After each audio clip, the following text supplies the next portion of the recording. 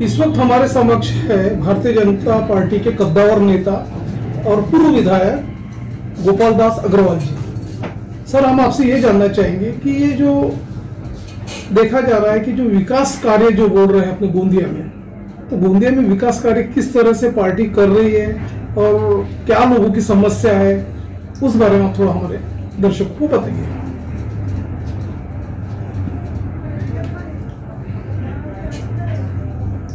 यहाँ पर सबसे पहले आज आप लोगों को, मैं सभी को और हमारे गोंदिया जिले के सभी नागरिक बंधुओं को, बहनों को, सभी को दीपावली की बहुत बहुत बधाइयाँ देना चाहता हूँ। सभी का बहुत बहुत अभिनंदन करना चाहता हूँ।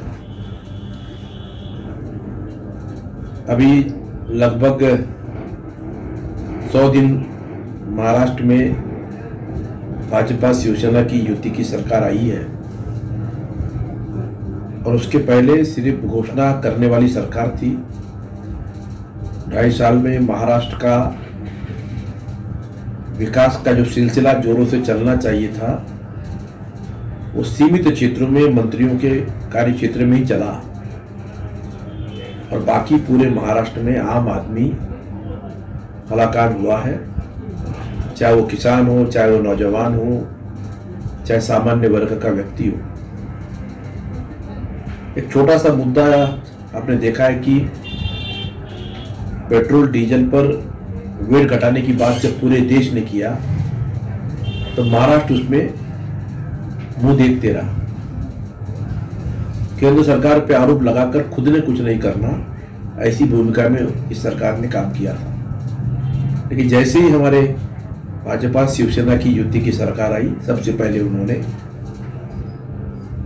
पेट्रोल डीजल का वेट कम किया, लोगों की अड़चनों को दूर करने का एक छोटा सा प्रयास किया।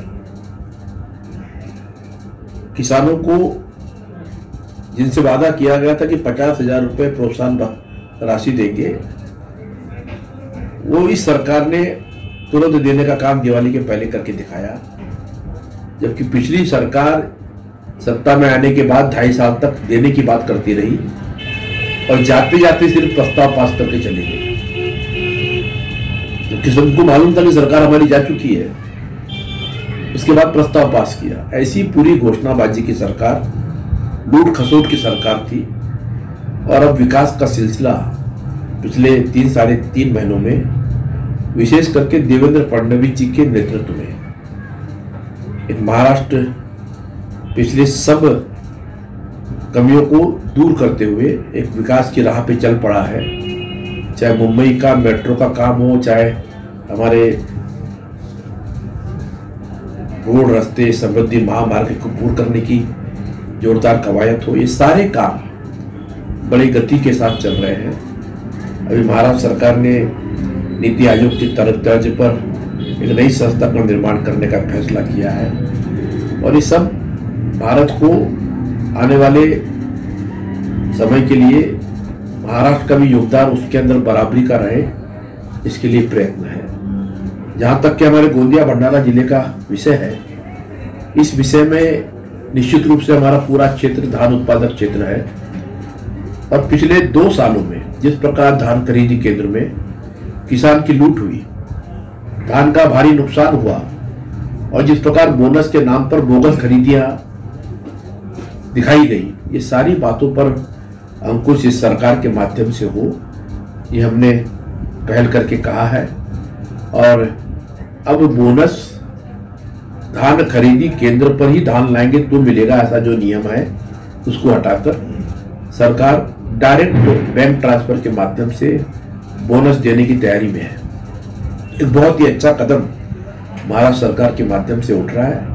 उसी प्रकार जिस प्रकार से सोसाइटियों में हम देख रहे हैं कि बहुत ही अफरा तफरी हुई है, ऐसे लोग जिनको कोई अनुभव नहीं है, कोई होटल वाला, कोई दारू वाला, ऐसे लोगों को भी पिछली सरकार में धान खरीदी केंद्र मिले, उनका भी स्क्रूटनी करके प्रामाणिक संस्थाओं को ये धान खरीदी केंद्र मिले, इस दिशा में भी पालक मंत्री के नेतृत्व में काम हो रहा है।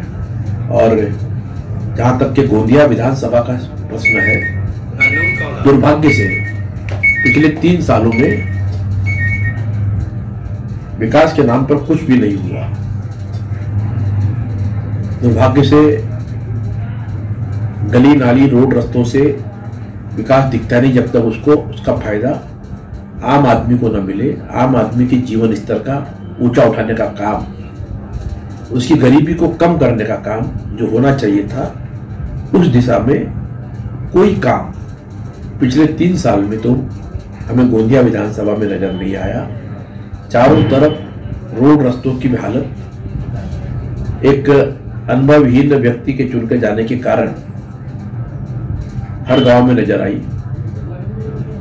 अब नई सरकार आई है और अपने आदत के मुताबिक हमारे आमदार ने अब पाला बदला है और वो सरकार के साथ आके खड़े हुए हैं। तो ये सब समस्याओं का निदान जरूर होगा, लेकिन सबसे ज्यादा लक्ष्य देने की आवश्यकता है वो सिंचन सुविधाओं को बढ़ाने के लिए, हमारे गोंदिया के मेडिकल कॉलेज का निर्माण करने के लिए और उसके साथ साथ नए नए संस्थाओं को यहाँ लाने की। और ये बहुत बड़ा संघर्ष आने वाले समय में इस सरकार के साथ समन्वय बैठाकर हम जरूर करना चाहते हैं। हमारे गोंदिया की सिंचन व्यवस्था मजबूत हो, यहाँ किसानों को 24 घंटा 365 दिन पानी मिले, ऐसी व्यवस्था का निर्माण। गोंदिया शहर में अंडरग्राउंड ड्रेनेज का जो काम चल रहा है उसको उधर उत्तरी भाग में भी विकसित किया जाए, क्योंकि अभी जो काम चल रहा है वो दक्षिणी भाग का चल रहा है और उत्तर भाग के बारे में किसी ने तो लक्ष्य नहीं डाला है, उसकी तरफ लक्ष्य दिया जाए। हमारे गोंदिया शहर के अंदर में जो फ्लाईओवर का निर्माण करना है उसको गति मिले और उसके साथ साथ जो गोंदिया शहर के अनेक प्रकल्प रुके हुए हैं, चाहे गोंदिया का बचत भवन हो, गोंदिया का सिंचन भवन हो, चाहे गोंदिया का ऑडिटोरियम हो, ये सारे प्रकल्प राज्य सरकार की मदद से इन सबको गति लाने का काम किया जाना चाहिए। तभी यहाँ का एक नया लुक गोंदिया का नजर आएगा और साथ ही साथ सिंचन की व्यवस्था बढ़ने से बेरोजगारी भी कम होगी और संपन्नता भी बढ़ेगी।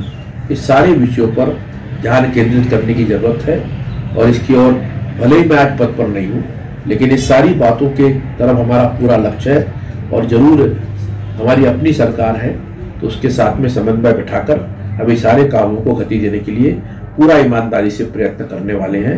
इतना ही मैं आज यहाँ पर आपको बताना चाहता हूँ।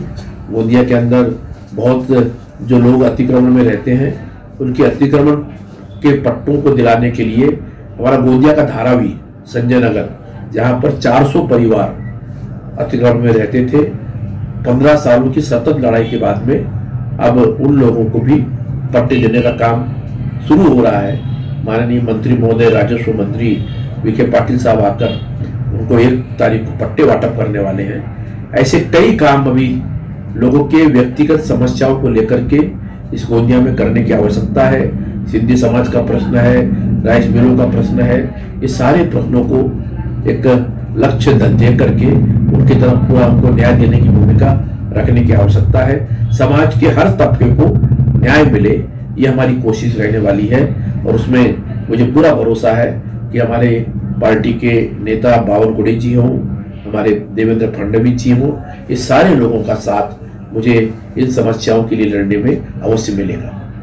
सर, आपको लगता है कि विकास की गंगा गोंदिया में बहेंगी और सारे के सारे विकास कार्य स्पीड में गतिमान होंगे, ऐसा लगता है आपको?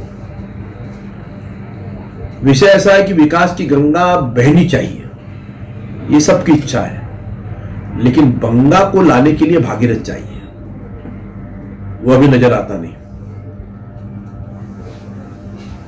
हमने बहुत कोशिश किया था, बहुत से काम पाइपलाइन में डाले थे, लेकिन हमारा सफर अधूरा रह गया और दुर्भाग्य से जिन पर लोगों ने राजकीय भावना से, द्वेष से जिसको चुनकर भेजा, वो व्यक्ति ये सारे कामों को गति नहीं दे पाया और इसलिए हमारा गोंदिया, जिस विकास के लिए मैं बीजेपी में गया था, मुझे आज खुद को दुख होता है कि वो विकास आज रुका हुआ है, मेरे निर्णय के कारण रुका हुआ है।